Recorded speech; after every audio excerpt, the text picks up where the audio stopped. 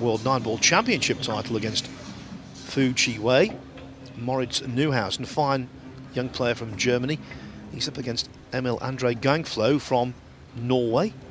Victor Zielinski faces Hussein Maroum. And finally, Shane Walford, who made his debut for the USA in the Mosconi Cup last year.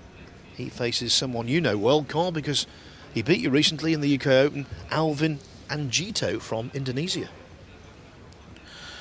Labutis wins the lag, and if you're wondering why he's not breaking, we're just waiting for the main TV table to start, and SVB's just about to break the balls.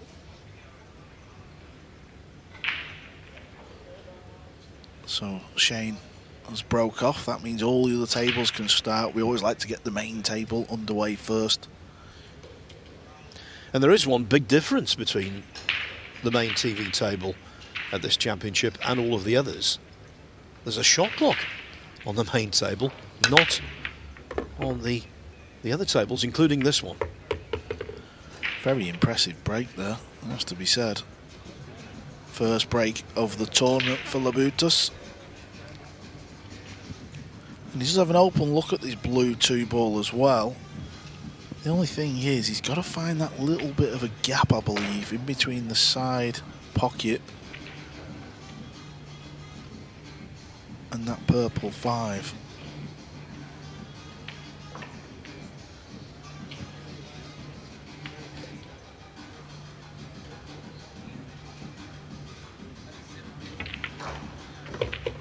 And he's found that little gap, and here comes the cue ball. One thing you notice about Labutis technically, he's got a very wide stance.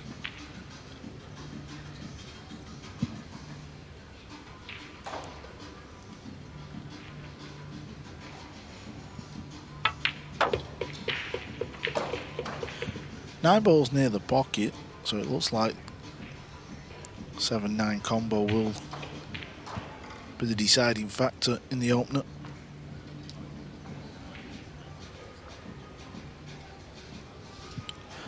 We were talking about Alvin Anggito. Phil is just playing right in front of us against Shane Wolford.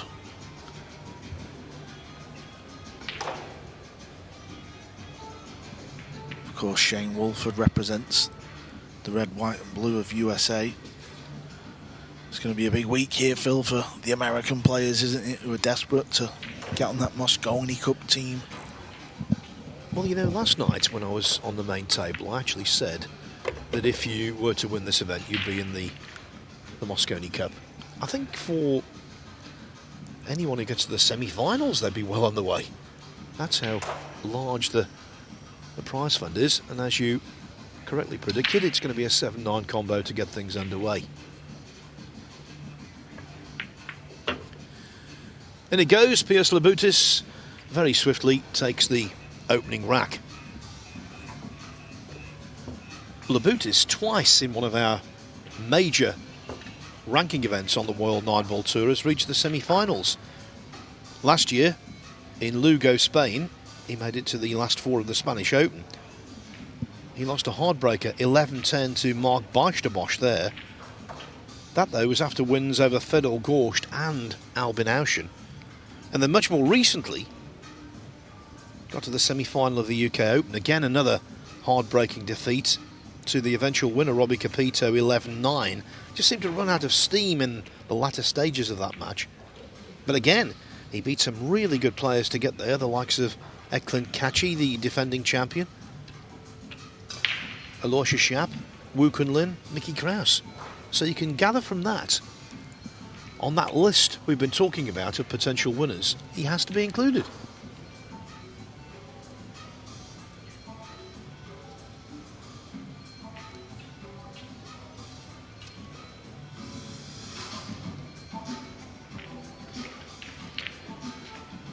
By the way, if you're watching this on the Matchroom Pool YouTube channel, welcome. Thanks for your support. I can tell you the next match on this afternoon will be a really interesting affair. An all-Filipino clash between Anton Raga and Bernie Regalario. Carl and myself will be in the chair for that as well. Yeah, that promises to be very explosive.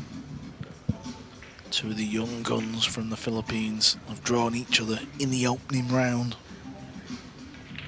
Another good break off here, Phil, as well. Nineball stayed around the centre of the table, so it doesn't look like there'll be an early-ish combo this time, but you can put this in the left centre pocket, and I think the red 3 goes in the bottom left, so he's got to judge this off the bottom rail. How's the pace? Seems to be ideal. It's been a few moments of combinations. Robbie Capito has just won the first rack of his World Championship campaign with a 4-9 combo. He's taking on Cole Naderberg of Estonia.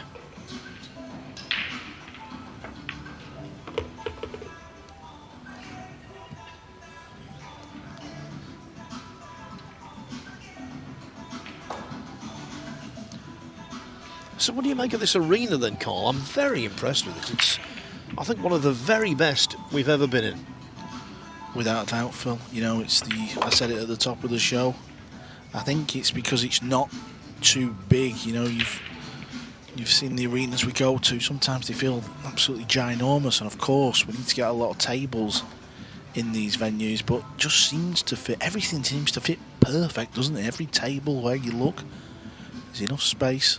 You can get from one side to the other in no time at all, and obviously there's so much green and the green lights everywhere. It's just got such a grandstand feel about it. And I know every player has said the same, and they've sung high praises of Matchroom, and obviously the team over here from the Kingdom of Saudi Arabia to get this arena built the way they have. It's epic. It really is.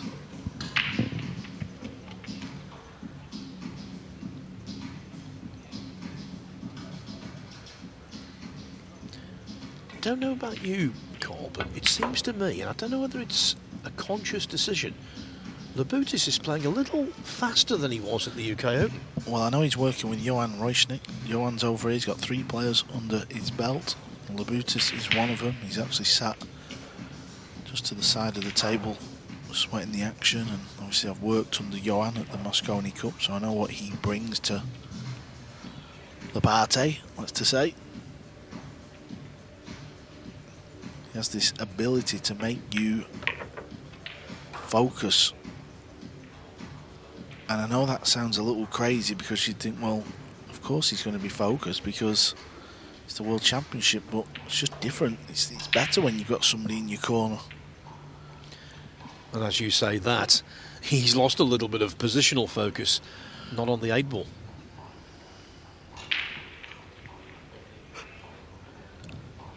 Yeah, that just shows you how thin this ball is, so he doesn't need to play it. He could play a good safety.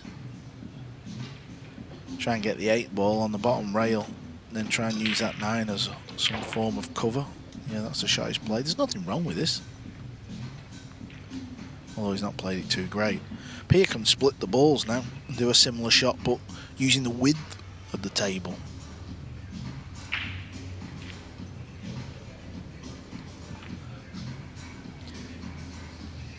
Her maiden name, Pia Blaser, apparently.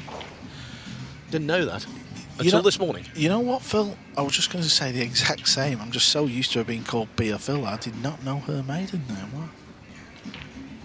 What took you so long, Phil, to get that information? Yeah, I must apologise. Slacking here on day 2, Phil Yates. Well, you're slacking because we're very near the end of the second rack of this match and you've not insulted me yet. Yeah, that's true.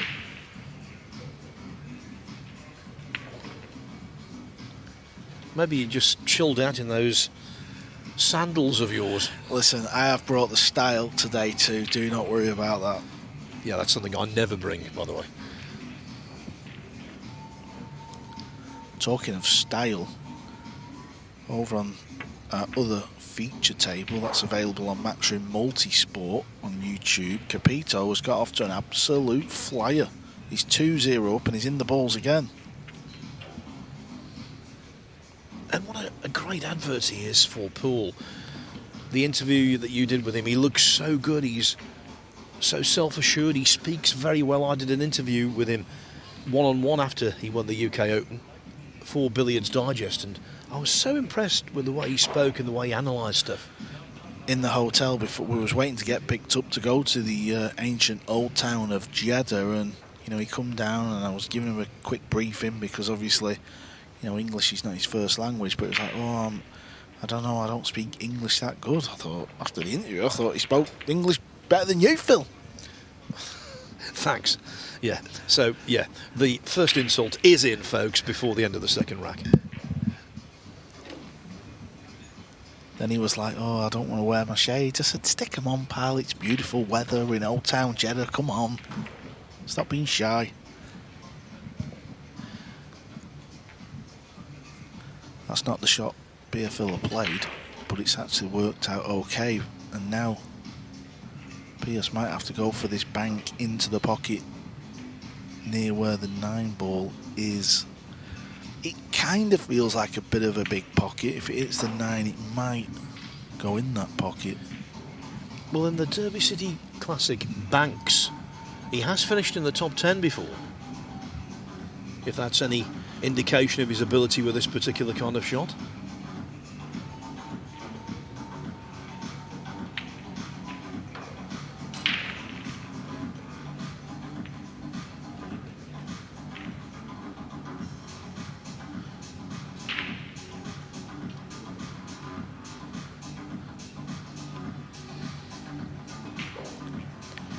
Looks like he's playing this. Let's see where it goes. Is it going to go off the 9? Well, he's at the only point on the table where it wouldn't go in. If he hits the 9, it goes in. If it hits the pocket, it goes in. And he just found that little bit of a gap. The only gap. It's amazing how many times you do that. That was extraordinary. You put him in that position again and he would struggle to do it. Well, if you stood behind him and said, listen, I'll give you 100 if you hit that point, you could stay there all week, Phil. Always seems to happen. The 9 provided a big pocket, but somehow the 8 conspired against him. Wow. Is she playing safe? Or is she playing the bank? I thought she'd go for the cut, to be honest. I think she's got to go for the cut here for me, because the pocket will swallow the ball here.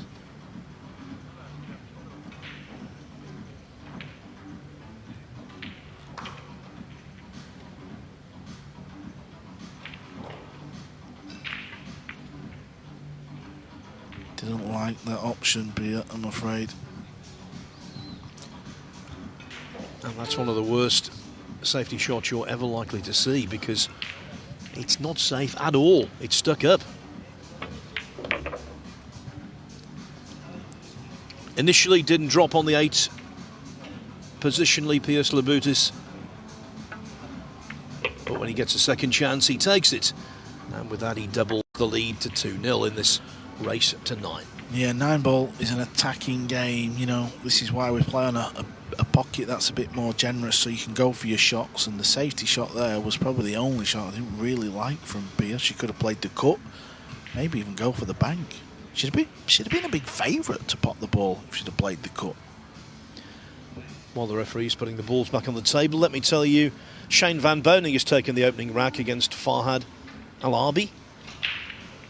Robbie Capito 3-0 on Carl Naderberg. That's available, as Carl said, over on the Matchroom Multisport YouTube channel.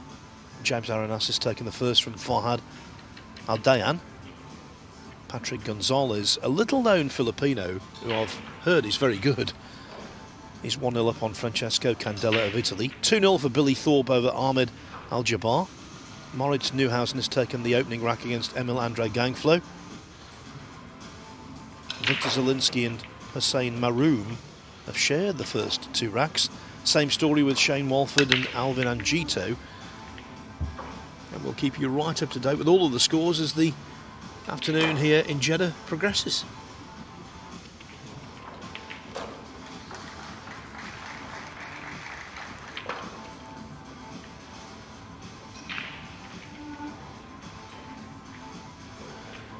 Well, not the break that Labutis was looking for.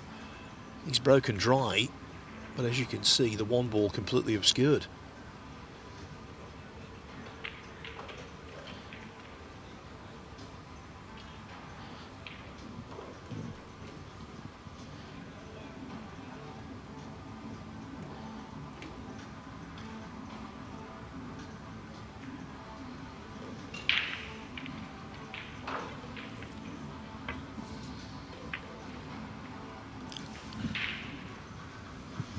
It's not the worst result, Phil. There you can see what Labutis has been left with. Might be tempted to get the jump cue out here, you know. Well, I'm only saying that because going into this corner pocket, bottom right, that's a good angle on a 9-ball table. And then if you look at the blue too, the cue ball's coming over to that side of the table as well.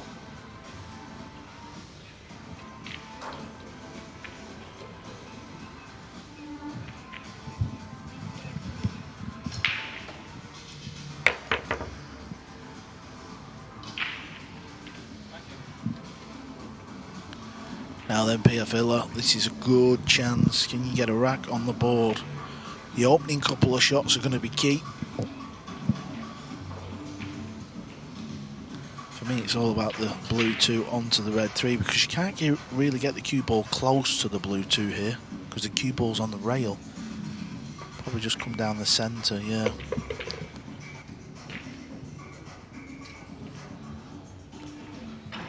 You think this is easy, but the 3's not quite over that pocket, so you've still got to hit this good.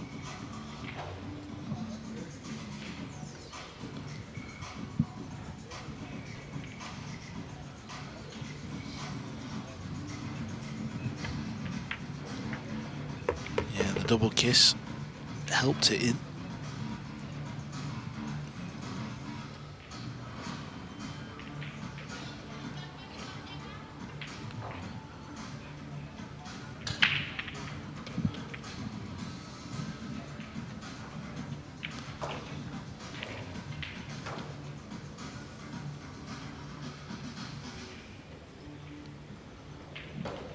A bit of an angle here. I think she can just roll this ball in, leave a long pink 4.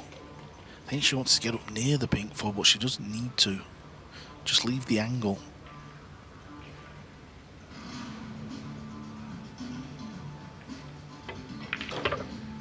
This was the problem. She could have played it softer. Just took a little bit of a gamble there on trying to miss the balls.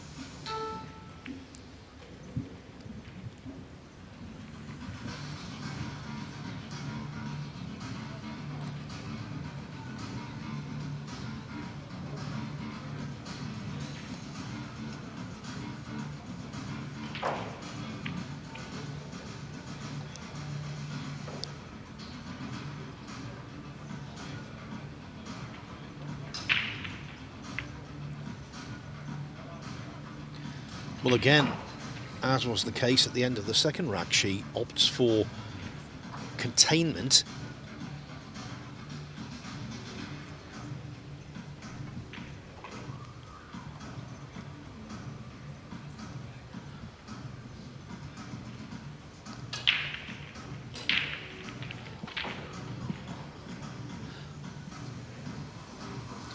Just to tell you, Robbie Capito is playing some wonderful pool against Carl Naderberg on table 2, out of the streaming table.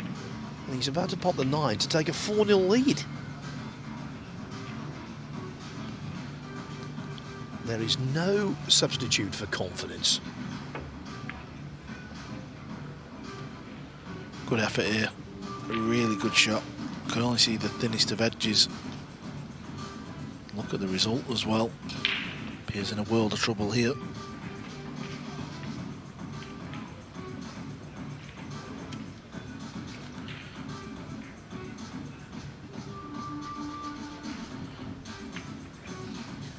Talking about being in a world of trouble, well, that might be an exaggeration, but certainly in early trouble. On table 9, Fu Chi Wei leads Albin Auschen 3-0. Well, we know how good Fu Chi Wei is. Don't get to see him much on the WNT.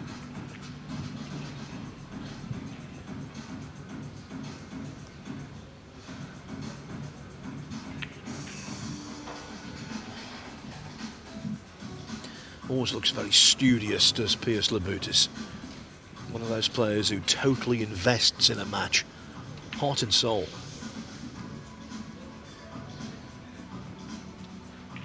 Yeah, it sort of looks like she's no real option of the jump cue here, but even the jump shot doesn't look like there's an obvious shot on it. Might just be a case of just get the hit and hope here.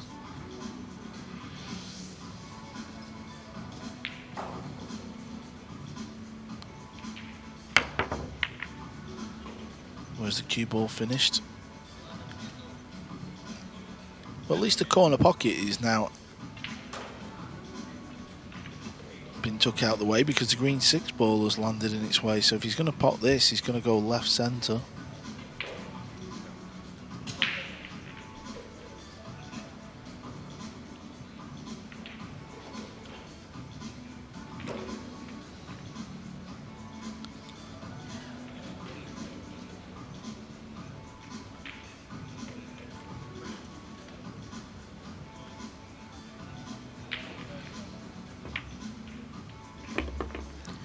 Any pot to middle on these tables has to be knocked in very accurately, and that was.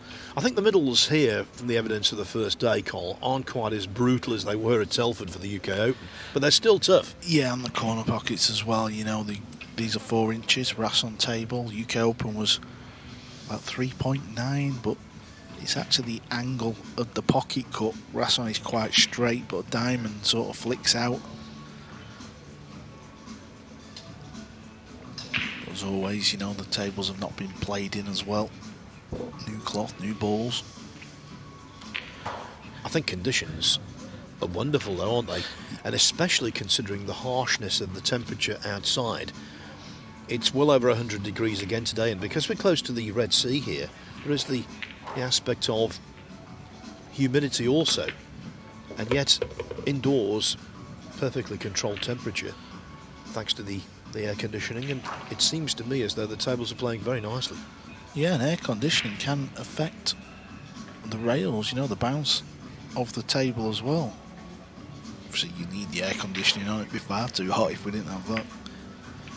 Yeah, like that ball, maybe at UK Open, that might not have fell.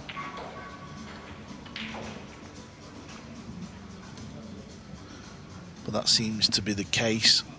You know, from event to event, conditions just slightly change. A little bit like a golf course, Phil, isn't it? You know, certain greens are faster than the others.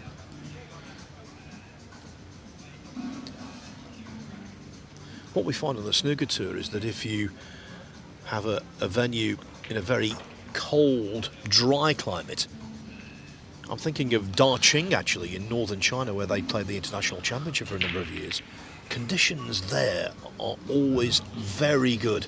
In any environment where it's a cold, dry environment, you know, obviously it's warm inside, but outdoors, that's when the tables play very nicely, the snooker tables.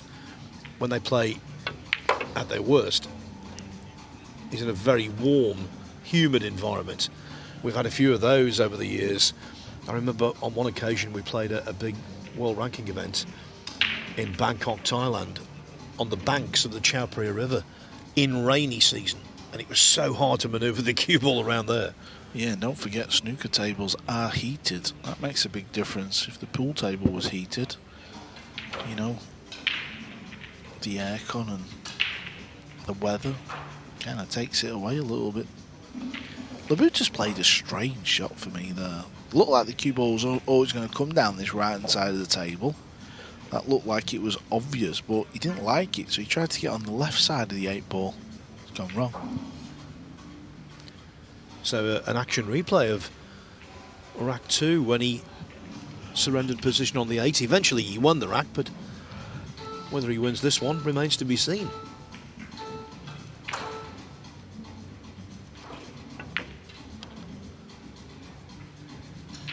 Yeah, so even though he's won 2 racks, and of course he's still in rack 3, it's not been a convincing start, has it? You know, he's not really clearing the table when he gets the opportunity. He had a combo, an easy combo in rack 1, made a mess of rack 2, and he's made a mess of this one.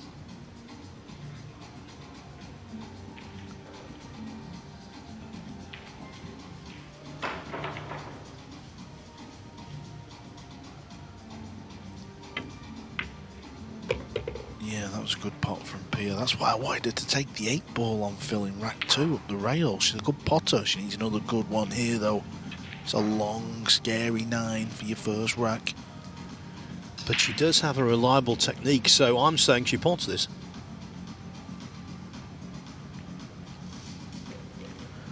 It's the pace. That's what's going to be a key.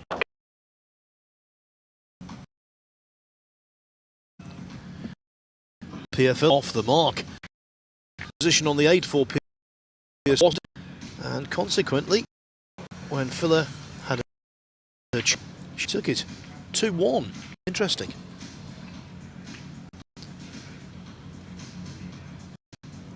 (16)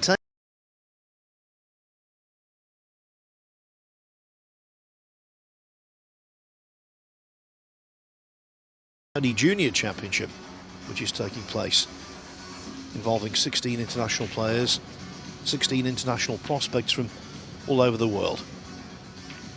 No longer a prospect, he's just been voted into the Billiards Congress of America Hall of Fame. First ballot, of course. Shane Van Boning. He got my vote, I can tell you that. 96% of voters got him into the hall straight away, and he certainly deserves that accolade. He's 2-1 up on Farhad Alabi.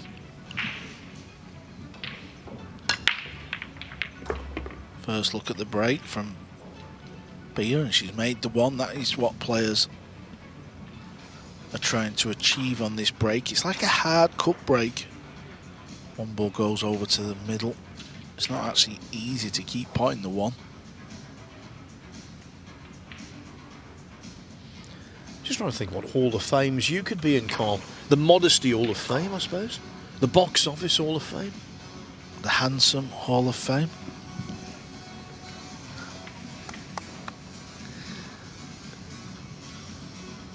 Well, yeah. That disqualifies you from the Modesty Hall of Fame, of course. You can't be in both. Stylish Hall of Fame.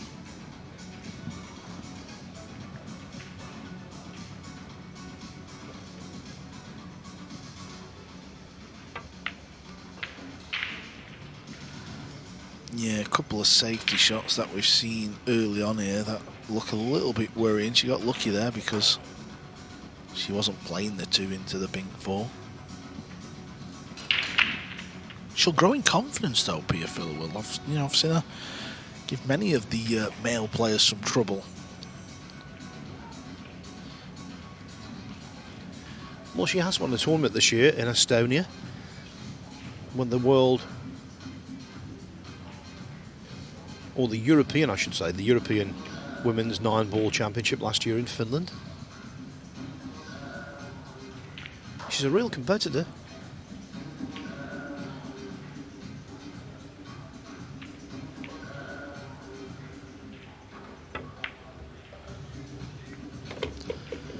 And how about that? Scratch on the 2. And look at this table. Pia Filler has the opportunity to draw level. Can't really blame him for playing that shot. He was in a world of trouble, and he was trying to get the cue ball off 3 rails back down to the bottom end of the table as well. Now the red 3 ball, Phil, looks a little awkward to me. Difficult to see from here if it goes in either of the bottom 2 pockets. I think it might go past that 8 ball. Well, maybe not. Yeah, that's awkward. Yeah, initially when I said she had a wonderful opportunity, I thought, like you, that the 3 would pass the 8, but looking at the overhead view, I don't think it does.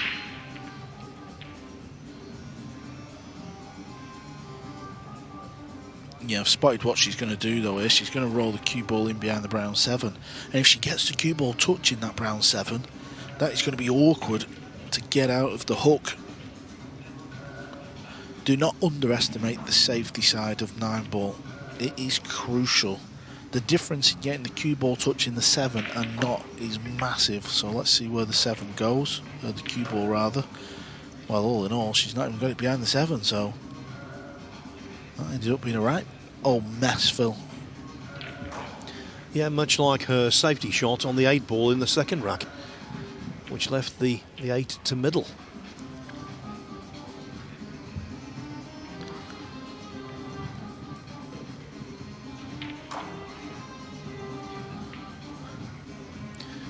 throughout the course of the day we have music playing in the arena, and it's a little different here. It's of an Arabic nature, and I really love it. I think it's got a really good vibe, actually. I think it fits perfectly with this. Have you downloaded it on your Spotify, Phil? No. I'm still on 45's me, the old gramophone. Still on vinyl, aren't you, pal?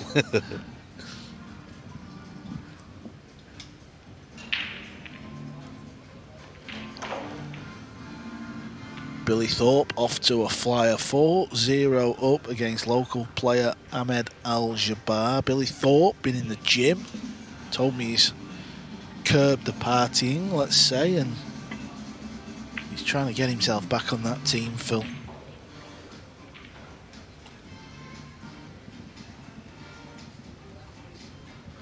Well, of course, last time we were in the USA for the Mosconi Cup at the end of 2022, he was one of the foremost cheerleaders, wasn't he? He was dressed in that Stars and Stripes dungaree, running around all over the place, trying to get the crowd on the American side. And of course, he did a good job in that, but it didn't matter in the end. Yeah, I think you could pull off that style, Phil. The old dungaree.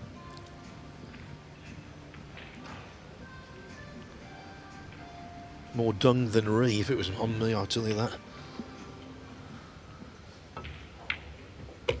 Didn't go in clean, did it? But it's gone in. That's all that matters. Doesn't make you feel any better though when you don't pot it clean. You can actually feel it when you strike the cue ball.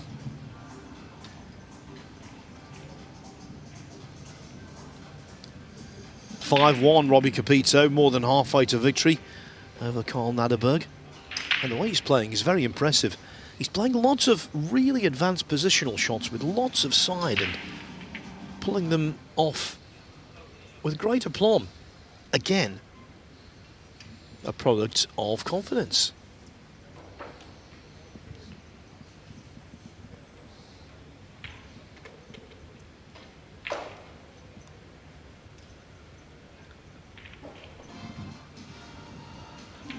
Well, get out of this one. You almost want 2 goals at this one. First one's a bit of a tester. But if she's the 3, it will go in the pocket. Oh, maybe it won't because she ticked thin, but she'll be happy with that, will be it? It's okay.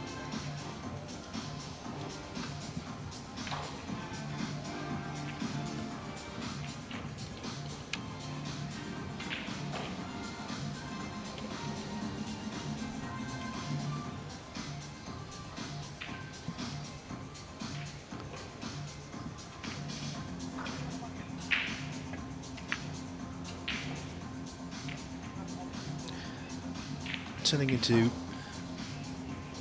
quite a long drawn out affair, this. But Pijus Labutis knows all about that. He was runner-up to Pia Filler's husband, Joshua, in the Derby City Classic Nineball event this year because of a large number of entries for all of the divisions there. Basically, the Nineball was supposed to finish on the Sunday night. They played all the way through Sunday night into the early hours of Monday morning as the Nineball stomps on the lip. And eventually, Joshua Filler claimed not just the Nineball but the master of the table by winning that event. As they approached lunchtime, they played all day Sunday, all the way through the night, and finished the tournament on the Monday morning. Yeah, that's a wild place to go. Have you ever been to the Derby City Classic, Phil? Love to go, never been.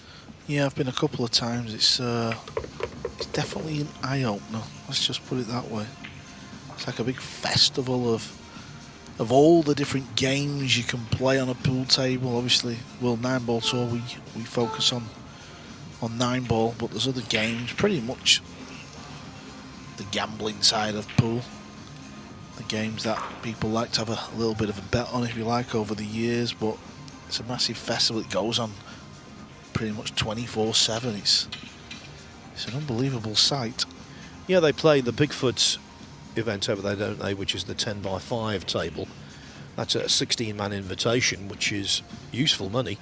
There's also the banks, the one pocket, and then to finish off the 9-ball, and whoever claims most points in banks, one pocket and 9-ball combined becomes the master of the table. And this year, because of an extraordinary level of success in all three tournaments, Joshua Filler was the runaway winner of that.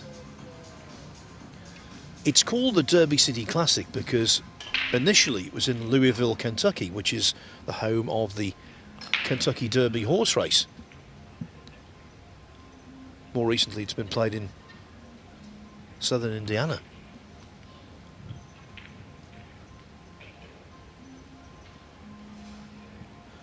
It's not an easy positional shot, this.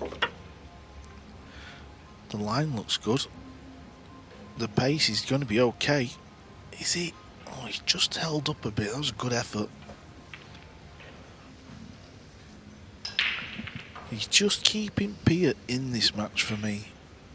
He should have definitely won the opening 3 racks. And then this rack's been a bit of a grind as well. So this is what can happen if you don't take your chances. You can start to put yourself through a little bit of stress, and that safety shot's a poor one and all, Phil. So he's going through the motions a little bit in this match.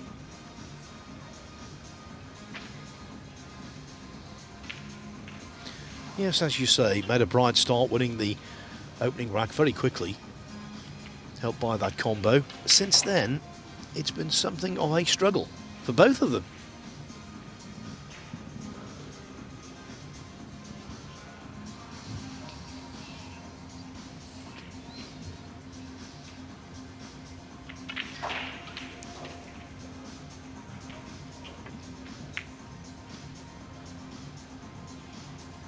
At the conclusion of this rack, I'll get you right up to date with all of the scores, some of which are very interesting indeed.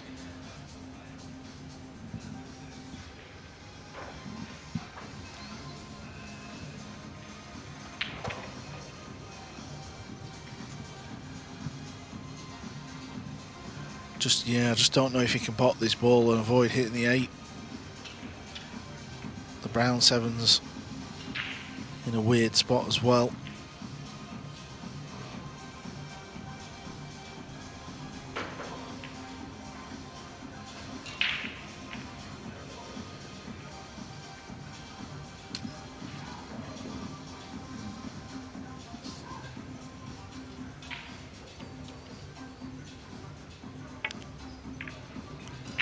Smart, very smart. I like it. Leave yourself a shot on the 7. You can see he's trying to knock the 8 over that other pocket. That means it's easier positional wise after potting this ball, so well thought out.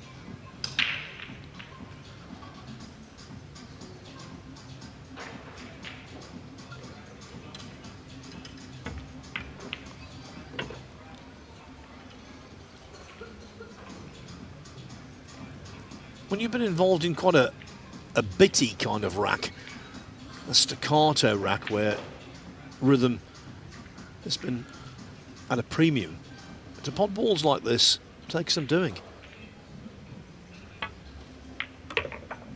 Now though, the job should be done and Labutis should be back 2 in front.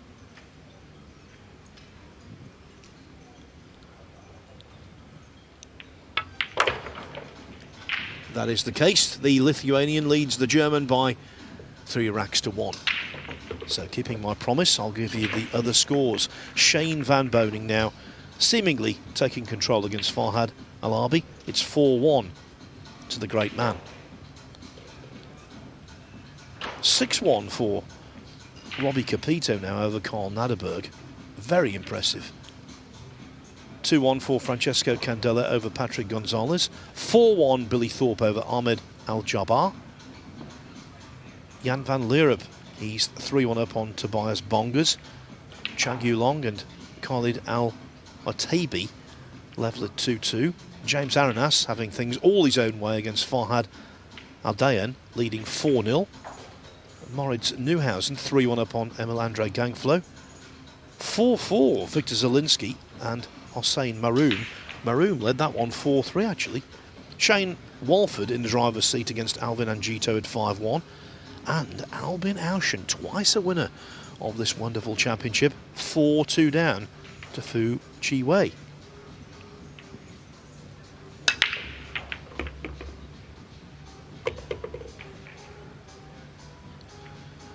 Now then, that will do nicely. 1 in the side, 2 available, so is the 3, so is the 4, and so forth. A really good chance for a break and run out. Yeah, he's braking very well. That's one thing I will say. He has got the brake dialed down. And when you are braking consistently well and you're potting out 1, it just means you're going to get first visit to the table. You're not always going to land on the lowest ball, but it means you've got the option of the safety or the roll out, the push out. So it's an important part of Nineball just to get that first shot done and give yourself a look at the table. And of course, Phil, we always see it for players struggling with a break. You know, if they're not putting the 1, they're hitting it too thin or too fat. The table seems to be a bit more clustered in areas, as where you can see here for Labutis. They're all in the open, just connect the dots. There's a really good innovation, actually, in this championship. From the last 16 onwards, the player who has most break and run-outs in a match from the last 16 quarter-final, semi-final or final will receive a $2,000 bonus. Yeah, we call it a package. Winner breaks. I remember back in the day we used to play on a tour, on an 8-ball tour, and you'd come into the players' room, Phil, and you'd say, oh, I run a 4-pack, and players started to get, you know, the gist of this. You'd be like, oh, did you run any packages? Yeah, I run a 6-pack, a 4-pack, and all this. So it's quite a good, it's a good thing we have in pool. Yeah, it's the equivalent, I suppose, of the high break prize in snooker.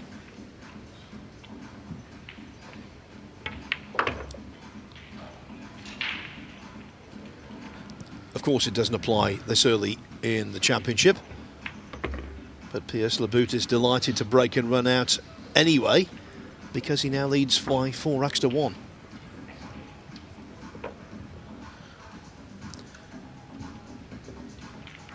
We've just seen a Latvian player come through Q School in snooker just a week or so ago to be on the main tour. We know about the strength of Estonian pool with Dennis Grabber and Karl Naderberg, Mark Maggi. Those Baltic states, they've got small populations but a big interest in Q sports.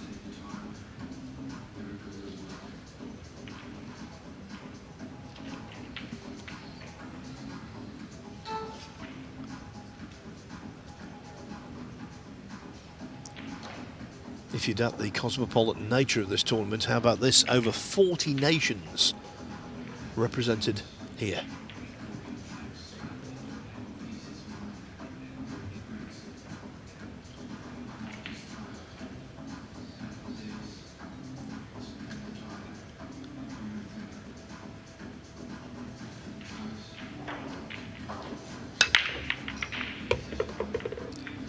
Well, this time the 1 doesn't go in, but the 3 obliges, and the 1's on. And look where the 9's finished, Phil. Just look at where the 9 has finished. This should be a quick rack, buddy. Real quick. Pia will know this as well. He can just pop the 1 and then a 2-9 combo is there. He's just looking at where the 9 is sat, because he's touching the point, but usually just double kisses and it'll fall in.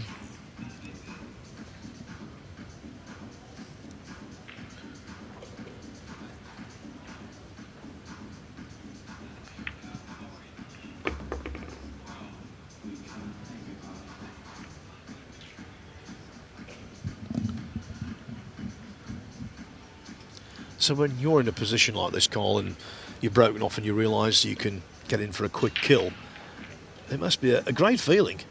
Beautiful feeling. It's like a little freebie. Like you feel like it's a little free, quick rack, and you never know when it's going to come. Obviously, he's got this little bit of a gap now in the match, but the nice when they come, you don't turn them down. Absolutely not. 2-9 combo. And Pijus Labutis, just like that, has very quickly gone 5-1 ahead At 2-1, it looked like a pretty even contest. But after winning that scrappy fourth rack, he's then basically dominated the exchanges. Monopolised them, actually. Can't overstate just how impressed I've been with watching Robbie Capito on table 2. That's available on the Matchroom Multisport YouTube channel. He's just spotting the 8 ball into the middle, and it's a very simple 9 for him to take a 7-1 lead over Carl Naderberg. In goes the 9. Capito does lead 7-1. 2 more racks required to get off to a very impressive start.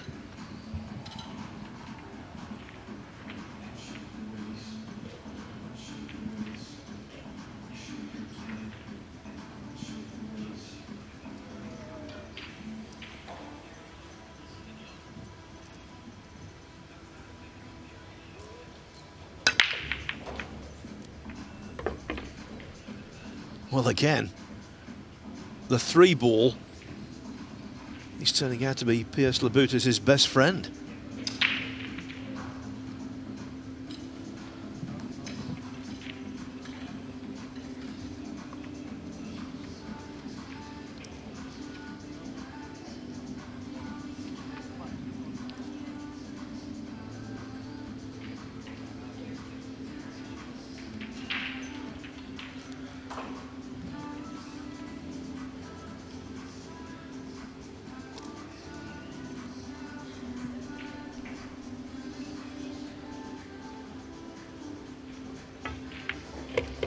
Played that with a massive amount of running side.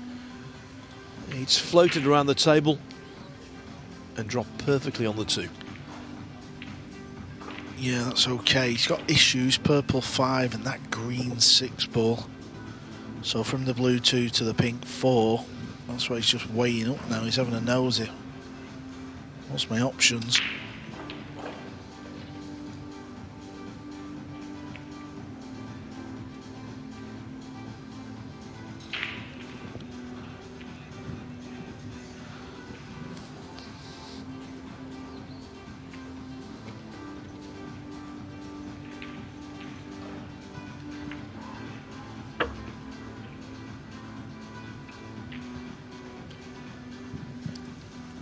Don't know if the purple 5 and the 6 is a combo.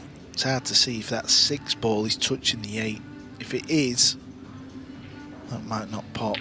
This shot will tell us everything, to be fair. Just trying to go in behind it. Looks a bit pacey. Might end up welded. Yeah, it's welded. Gone wrong.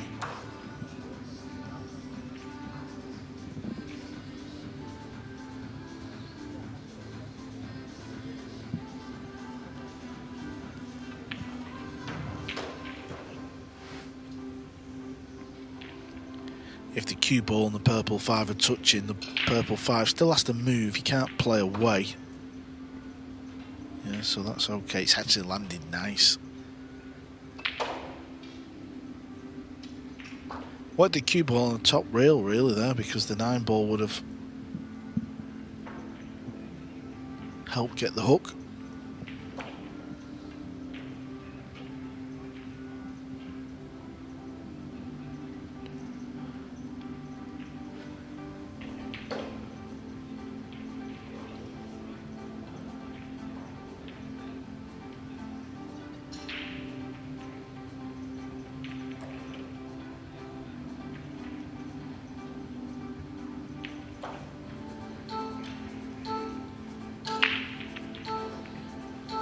Ever since she refused the 8 ball in the second rack in favour of safety, which didn't work out in her favour at all, ever since then, even though she won the third rack, it's been hard going for Pia Filler. Yeah, opportunities. I think just a few decisions have not gone her way. And I know Pia and Filler, they watch their matches back, you know, Phil. I think more Pia's matches than Josh's, and I think sometimes at home they'll be, you know, sat, maybe they've ordered a takeaway and they think, right, let's put this match on, and I think Josh goes through it and maybe just tries and helps Pia. Makes sense, doesn't it? Because what a wealth of knowledge he's got. Everyone talks about his potting, I most certainly do. But his strategic game is also right up there as well.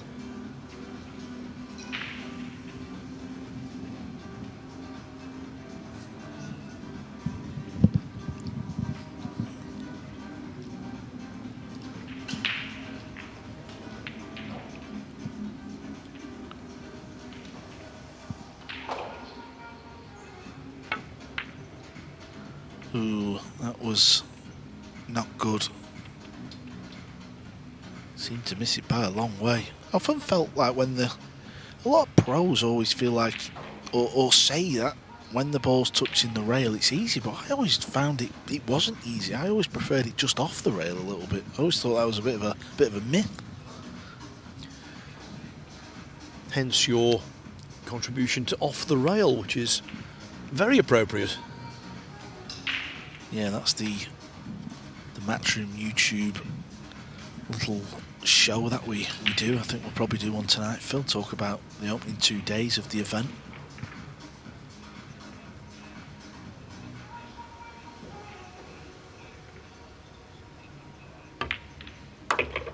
Cue ball needs to keep rolling, and it has.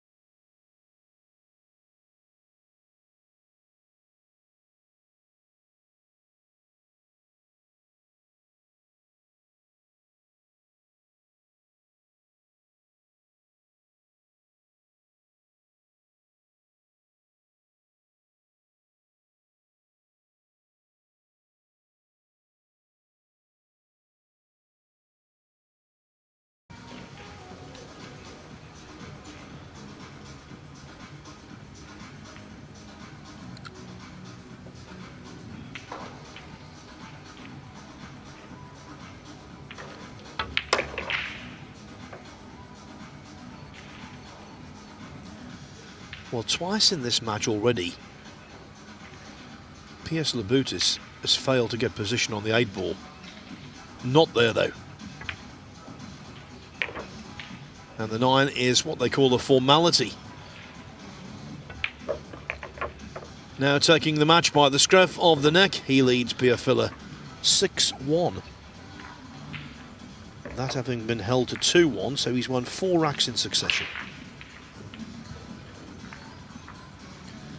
Remember, in the early stages of this World Nineball Championship, crown jewel of the World Nineball Tour, it is a race to 9, so he needs 3 more.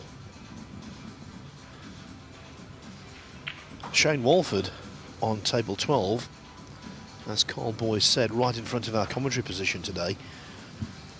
He's 7-1 up on Alvin Angito, playing nicely, potting some really good balls, I've noticed.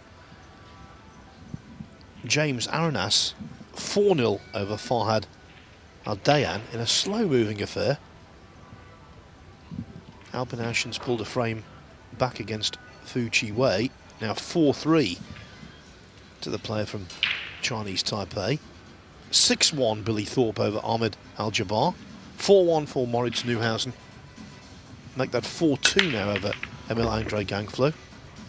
And Shane van Beuning seems to have his match in his pocket. He's 6-1 up on Farhad Al-Arbi.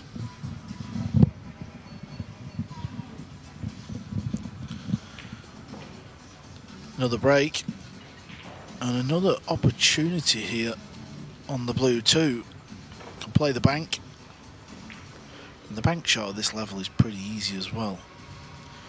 If he does play the bank, he'll try and slide up through this little gap. Yes, oh, he's missed the bank. He's not really been at the races for me in this match, Phil, has he? He's not played well, has he?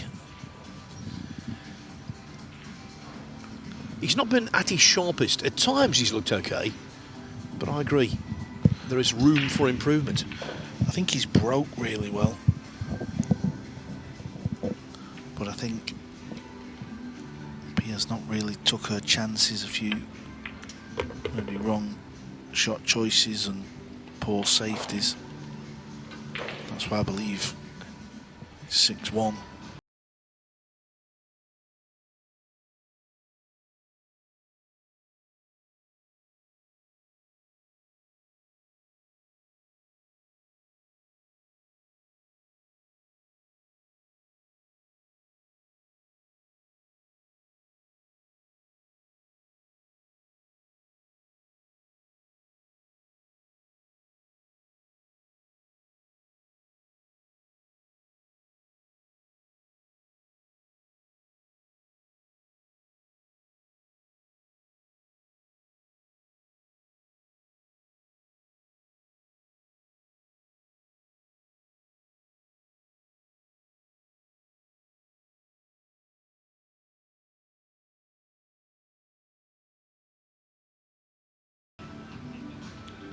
Always felt like where the 9-ball is, Phil, it's always a bit of a scary position. Maybe it's just high enough above that middle pocket where the scratch is not quite on, but it's always a little edgy spot, that, on the pool table. Well, the 8-ball's not in the worst spot, is it, to get a shot on the 9?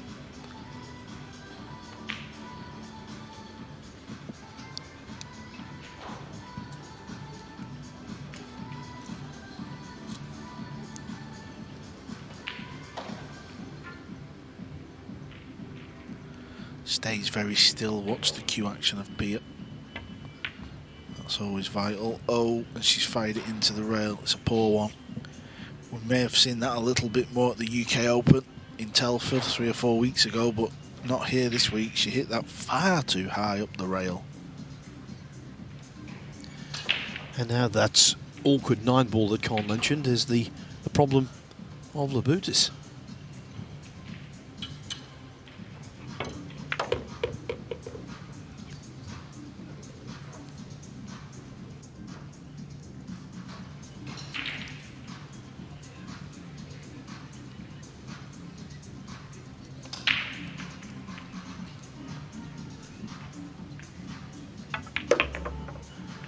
Cue ball looks good here, Phil, doesn't it? It's going to come up near the rail.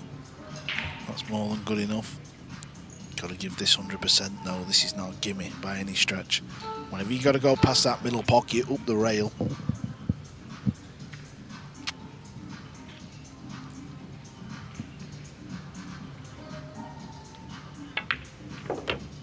Sweet from Pijus Labutis, who again takes advantage of a Pia Filler mistake.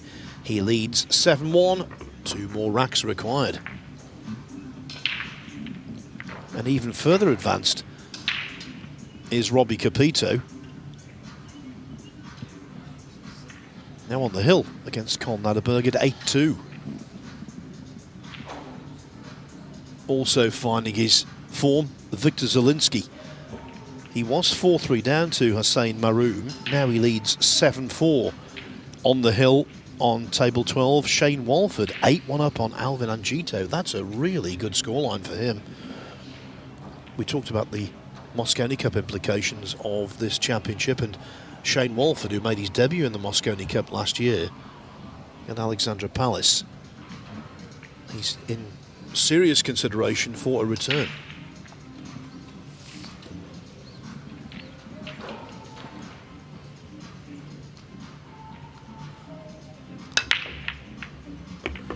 Again, it's another good break. Boy, he's got a good break, Labutis. If he can just start to piece matches together, racks together rather, I think this is why we have seen him being consistent. I think it's worth mentioning though, Phil, he might feel a little bit odd playing Pia, you know, over the years, when you've drawn the female player, you've always felt a bit like it's a little different, you know what I mean? You shouldn't do. There's no reason to feel that way, but that feeling undoubtedly exists. And I can tell you this in snooker, I know this because I've had conversations with players. Even now, even though we have 4 female players on the snooker tour. When certain players come up against female opposition, they do, for whatever reason, feel a little more nervous than they might otherwise. I can think of some well-known players who are jittery.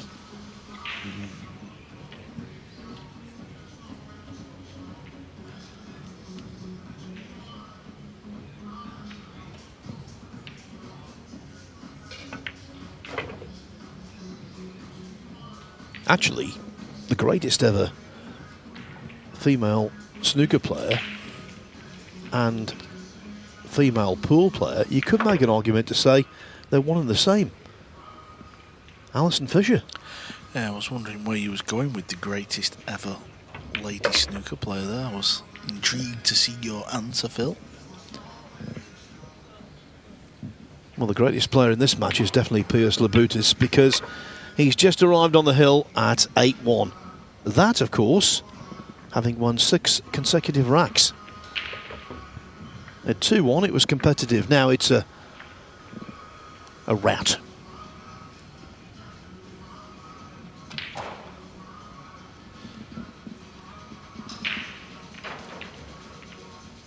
The first player to record a victory yesterday was Konrad Yuzhushin. We had one session, of course, which was in the evening. He was the first player to gain a victory in the championship. Now the race is on to see who is the first player to get over the line in this session. Labutis has a chance, so too Shane Van Boning. 7-1 up on Farhad Alabi.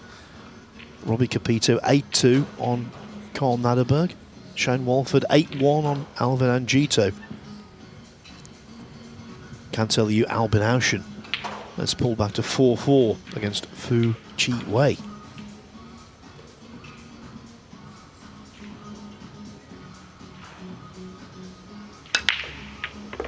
One ball goes again. He is dialed down on this break.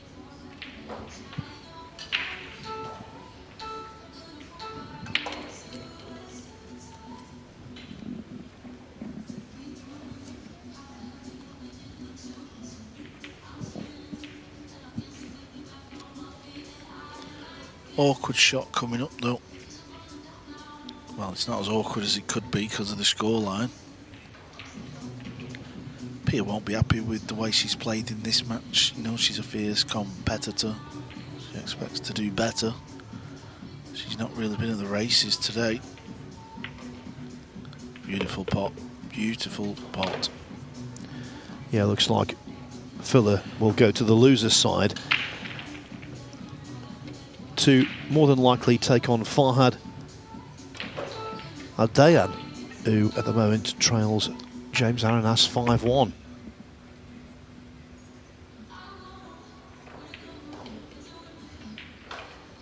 Aranas Labutis in winners qualification. That's a tough one to call, Carl. So many matches are of that ilk, aren't they?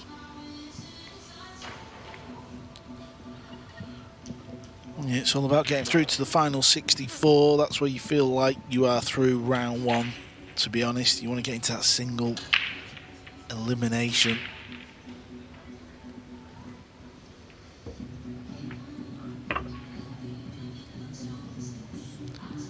He played for the gap there. He didn't try anything spectacular with the cue ball at all.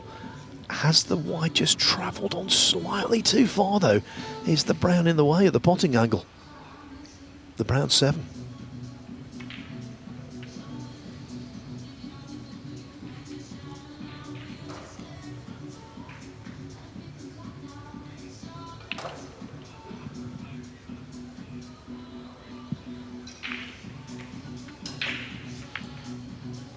Yeah, played it with loads of left. That kind of turns the object ball a little wider. We could have simultaneous finishes here because Robbie Capito has the chance to see off Carl Naderberg. 4 balls left on that table, 4 balls left on our table. Yeah, complete one-sided matches here at the start of day 2. You don't always get the close matches you want, but believe me, they will come. The more this event unfolds, Phil, drama will come. Well, we saw a snippet of that last night, the match involving Johan Chur. That was remarkable.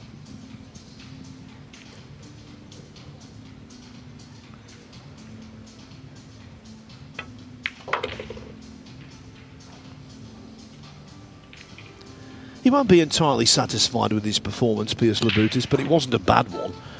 And he's breaking well. He's laid the foundation for what could be another deep run. Yeah, just get through this opening match here. And that's precisely what he's done. Pia Filler, the only female player in this year's World Nineball Pool Championship, has been heavily beaten 9 racks to 1 by Pijus Labutis. Coming up next on the Matchroom Pool YouTube channel, it will be a really interesting affair, an all-Filipino affair between Anton Raga and Bernie Regalario. And as soon as they begin, so will Carl and I.